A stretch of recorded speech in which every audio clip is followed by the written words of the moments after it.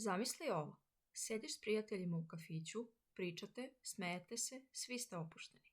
Konobar donosi piće, a u tom trenutku notifikacija. Kratak pogled ka telefonu, samo da vidiš ko je poslao poruku. I u sekundi tvoja pažnja više nije tu. Nisi više u razgovoru, nisi u kafiću. Tvoj um je negde drugde. Svi to radimo. Proveravamo telefon bez razloga, scrollujemo bez cilja, prelazimo s aplikacije na aplikaciju, kao da nam mozak traži još jedan impuls. Ali zašto je tako teško odupreti se? Odgovor nije samo u navici, on je u našoj prirodi. Svaki put kada dobijemo novu notifikaciju, mozak oslobađa dopamin, hemikaliju koja nas nagrađuje.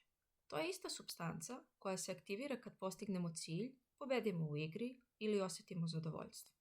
Nekada je dopamin pomogao našim precima da prežive, da traže hranu, društvo, nove prilike. Ali danas isti taj sistem iskorišćen je u digitalnom svetu. Društvene mreže nisu nastale slučajno. One su pažljivo dizajnirane da nas zadrže što duže. Svaki detalj je promišljen, od boje notifikacije do položaja dugmadi. Crvena boja, na primjer, izaziva osjećaj hitnosti. Beskonačno scrollovanje čini da nemamo kraj, kao da listamo digitalni slot aparat. I svaki put, kad vidimo novi sadržaj, dobijamo malu dopaminsku nagradu. Mi mislimo da kontrolišemo tehnologiju, ali u stvarnosti ona kontroliše našu pažnju. U digitalnom svetu pažnja je postala najvrednija roba. Kompanije ne zarađuju od toga što mi koristimo njihove aplikacije, već od toga koliko dugo to radimo. Što više vremena provedemo gledajući ekran, više reklama vidimo. Što više reagujemo, više podataka prikupljaju o nama. Naša pažnja se pretvara u profit. Zato algoritmi rade sve da nas zadrže. Prate šta gledamo, koliko se zadržavamo na slici, koje rečenice čitamo više puta. Ako voliš smešne videe, dobit ćeš ih beskonačno. Ako voliš vesti, dobit ćeš one koje te najviše uznemire, jer bes i strah znače reakciju ili smisao. Algoritmi ne znaju istinu, moral ili smisao. Znaju samo jedno, šta nas tera da ostane. I tako, nesvesno, naši digitalni svetovi postaju eho komore. Svako od nas vidi svoj internet sadržaj koji potvrđuje naše mišljenja, izaziva emocije i oblikuje pogled na svet. Ali dok živimo u digitalnom mehuriću, stvarna stvarnost polako bledi. Pomisli kada si posljednji put sedeo napolju, bez telefona, samo posmatrao ljudi ili prirodu. Teško je, zar ne? Naše misli stalno skaču između notifikacija, poruka i sadržaja koji nas čeka na ekranu. Mozak se navikao na neprekidnu stimulaciju. Mir i tišina postali su neprijatni. Psiholozi to zovu digitalna disocijacija. Stanje u kojem jesmo fizički prisutni, ali psihički odsutni. Na koncertu gledamo kroz kameru, ne očima. Na odmoru mislimo o tome kako će fotka izgledati na profilu, ne o tome kako se osjećamo u tom trenutku. Dok gledamo zalazak sunca, razmišljamo da li bi ovo bolje izgledalo uz filter. Na taj način, društvene mreže ne samo da menjaju način na koji komuniciramo, one menjaju način na koji doživljavamo stvarnost.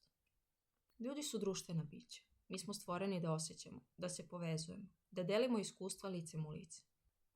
Ali u digitalnom prostoru mnoge od tih veza postaju površne. Broj pratilaca zamenio je dubinu odnosa. Lajkovi su postali nova valuta prihvatanja. I dok delimo slike svojih života, paradoksalno, osjećamo se sve usamljenije. Studije pokazuju da prekomerno korišćenje društvenih mreža povećava osjećaj anksioznosti, nesigurnosti i depresije, naročito kod mladih. Zašto? Zato što se stalno upoređujemo. Vidimo samo najbolje trenutke tuđih života i zaboravljamo da su i oni filtrirani, uređeni i pažljivo izabrani. I polako počinjemo da verujemo da je naš stvarni život nedovoljno zanimljiv. Ali stvarnost nije tu da bi bila savršena. Stvarnost je tu da bi bila stvarna.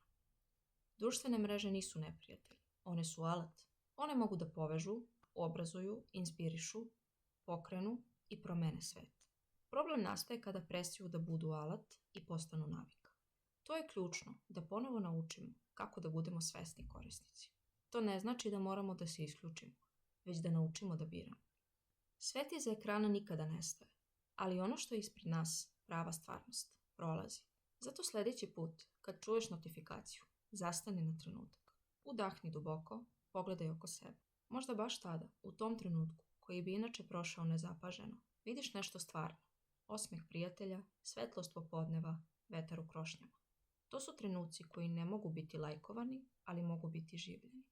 Svet u kojem svi žele tvoju pažnju. Najveći znak slobode je da se vratiš sebi.